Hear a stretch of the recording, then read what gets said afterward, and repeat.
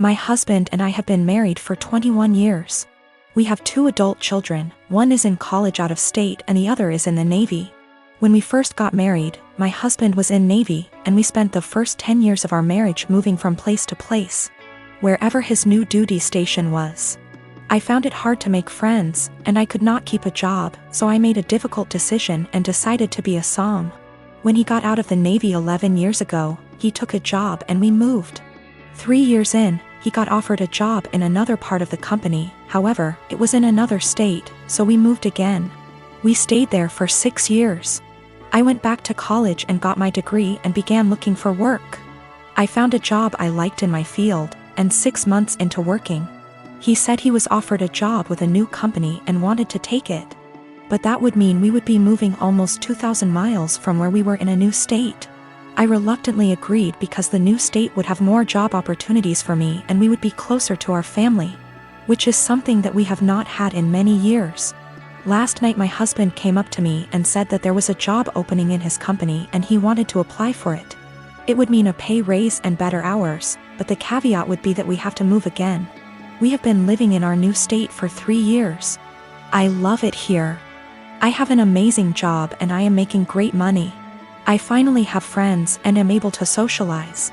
I told him that I am not moving again. Anytime we have to move, he always leaves first and I end up being responsible for selling / packing the house. And I am not doing that again. Our son's college is only 2 hours from here, we can see him twice a month. If we move, that means we would have at least a day's drive and would only be able to do that once or twice a year. Now my husband is upset with me and guilt-tripping me because he claims I do not support him. I told him that was BS because I spent most of my life moving from place to support his career. He told me that I am selfish and he is just trying to provide for us. I told him that we are more than comfortable where we are now, and that if he truly wants to take the job, he will be going alone. My husband and I have been together since I was 15 and he was 17. He joined the Navy right after graduation from high school when he was 18 and I was 16, but had to wait 2 years before we could marry. He works for a company that has plants in 15 states. He is currently in middle management, but if he wants to advance his career further, he would need to go to another plant out of state. Financially, we are more than comfortable. We do not need any more money. My son plans to stay in the place he is after college. We have a great relationship with him and he comes home 1 time a month and we see him 1 time a month. My other son comes home on leave whenever he can and stays with us. We are very close to both of the boys. I talked to my husband again tonight and told him quite firmly that moving again was not an option for me.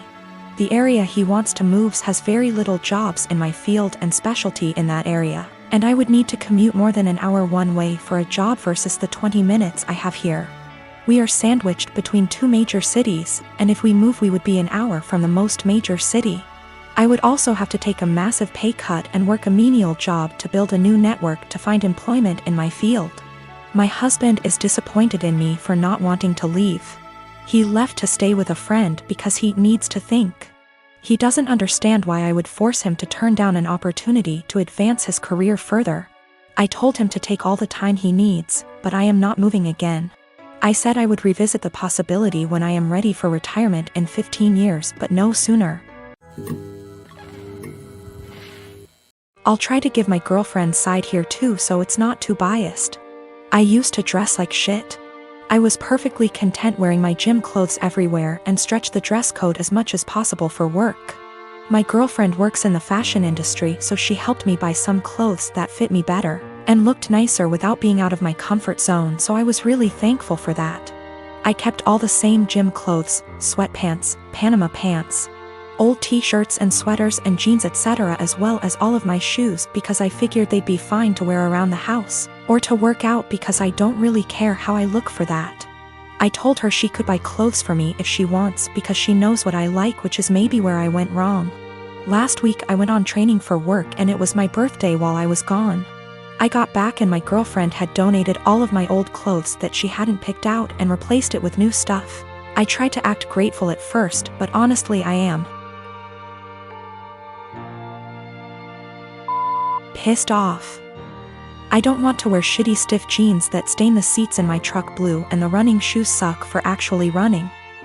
Even the sweatpants are kinda tight, which in my mind defeats the purpose of wearing sweatpants.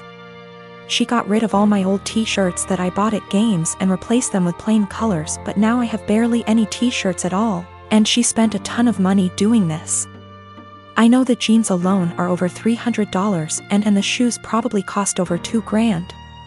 She gets a small discount on this stuff, but still, she probably spent upwards of $5,000 on all the new clothes. I looked up some of the brands and it's all really high-end. I told her I wish she hadn't gotten rid of my old stuff, and she said I would have kept wearing it, so she had to, but offered to go get it back from the thrift store. Well, the thrift store apparently sends their donated clothes away to get wasted, and then they get sent to various locations throughout our city, so basically no one has any idea where my clothes are and they're as good as gone. The reason I'm posting is she's now mad at me for being ungrateful and says I should respect and appreciate her more. But yeah, I'm not really that thankful because she got rid of all my shit.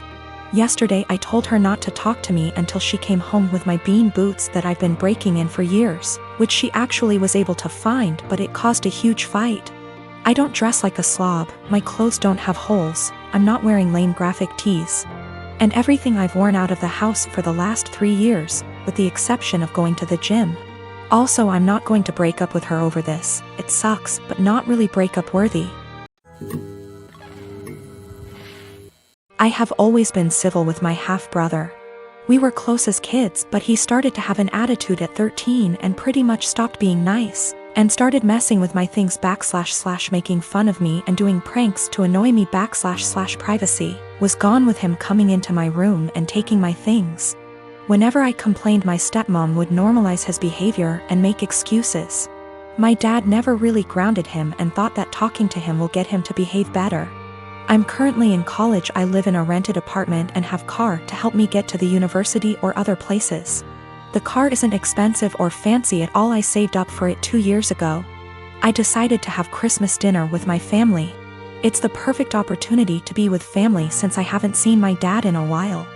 I arrived at my dad's house and left my purse and my keys on the kitchen island after my stepmom told me to help with dinner. My half-brother started talking about my car in the kitchen while my stepmom was listening and asked if he could take it for a couple of hours to hang out with friends. I politely told him no. He threw a fit and brought up how I needed to relax and not worry, but my answer was still the same. While we were sitting at the dinner table, my half-brother got up, washed his hands, and I thought he went outside.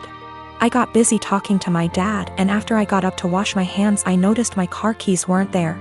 I went outside to ask him, and neither he nor my car were there. I lost it. I started calling his phone, but he hung up on me several times. I was furious. I told my dad I'd call the police if he didn't come back with the car. My stepmom jumped to defend him and said I was being unreasonable to call the police. I called him one last time, then I called the police. My stepmom freaked out when my half-brother got picked up by the police. She told me to go explain the situation to the authorities, otherwise he'd spend the night in jail. But I refused, especially since I still hadn't got my car back. Stepmom yelled that I ruined dinner and that it was no big deal. He was going to return it after borrowing it from me, but he didn't really borrow it, and she heard me say no. I don't know what she told the police, but I didn't give permission to use the car. My stepmom's side of family are mad at me for doing this to my brother and hinted that I don't consider him family.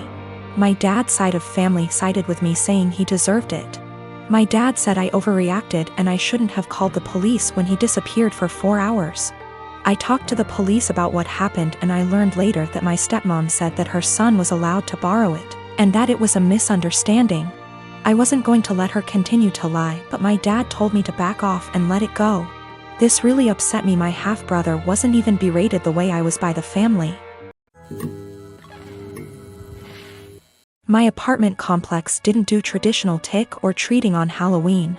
Residents were advised to set out pre-packaged individual candy bags on their patios / front door areas if they wanted to participate, but the traditional knock-on-door, physically hand strangers candy was not permitted. So, Halloween comes and the kids are all dressed up, and each building has a scheduled time where the kids go door to door. I ended up having to work late, so my neighbor offered to walk my kids around with hers at our building's scheduled time. About 45 minutes later, my kids came home with a small bucket of candy. 6 little goodie bags each from individual apartments that participated. Everything was fine. And my kids didn't say anything weird had happened. They were just excited to eat candy once they got home. The next day I took my kids to the park directly across from our apartment complex. My neighbor was there with her kids as well. The kids were playing and she took out one of those individual goodie bags with candy in it from her purse and started to loudly rummage in it. She ate several pieces of candy and my daughter eventually noticed. Ran up and asked if she could have a piece, and my neighbor responded, "Nope, this is my tax candy. Remember that this was my reward for taking you trick or treating last night." I was a little weirded out by that statement and asked what she meant. She said that since she is the one who had to take the kids out, she took 5 bags from each of my kids as a tax. Her son then chimes in and said, "You only took 2 bags from us." She responded with, "But I'm your mom. I was doing OP a favor so they get a higher candy tax." I was thinking about how to respond when I noticed that she was holding a Starburst candy and decided to just smile and nod and go back to watching my kids. I let her continue to finish off the bag of candy and then said, "Hey, aren't you vegan? You know a lot of those candies are made with animal products, right?" I explained what gelatin was and how a lot of those candies are made with it. She was horrified, Googles it, and then told her kids that they were leaving. She said something about how she was going to be sick and stormed off. Now she's giving me dirty looks every time we see her and won't let her kids play if she shows up at the park and we are there. My husband thinks I'm an asshole cause I should have either not said anything about the gelatin or said something right away when I noticed. I don't think it's my job to tell a vegan what is and isn't vegan though, and she deserved it for stealing candy from little kids. When we got home from the park after the gelatin incident, I sat my kids down and asked why they didn't tell me that the neighbor took half of their candy. My oldest kid is 6 and my youngest kid is 4. 6-year-old explained that as they went door to door during their designated trick-or-treating time, she would have my 4-year-old grab 2 bags instead of 1 from each apartment for the majority of them. She explained it to my kids that they were grabbing extra bags for her to be handed over at the end as taxation.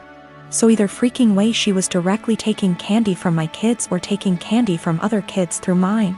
As for the authenticity of her vegan sim, I may have exaggerated when I said super vegan when I first posted this. She claims to be vegan and is very in people's faces about the benefits, etc. It's 100% about the health side. She brags about veganism curing cancer, diabetes, even some mental health issues. I have never once heard her talk about the benefits for animals. She also sells herbal tea products, customized gym clothing, etc. So she totes a pretty big vegan lifestyle. If that makes sense. Now for the gelatin. She knows what gelatin is, she knows what it's made out of, she knows that there are obvious things that she can't eat. But she had no idea that a lot of candy specifically had gelatin apparently. When I told her that they had gelatin in it, she knew what gelatin was but Googled the candies to see if I was correct. I think she is either really dumb or she eats non-vegan stuff all the time when no one's watching, and had to pretend to be horrified about it at this point. Cause a lot of you guys have pointed out that you literally can't be vegan and not know these things. I'm not vegan, I'm not even freaking vegetarian, and I know these things.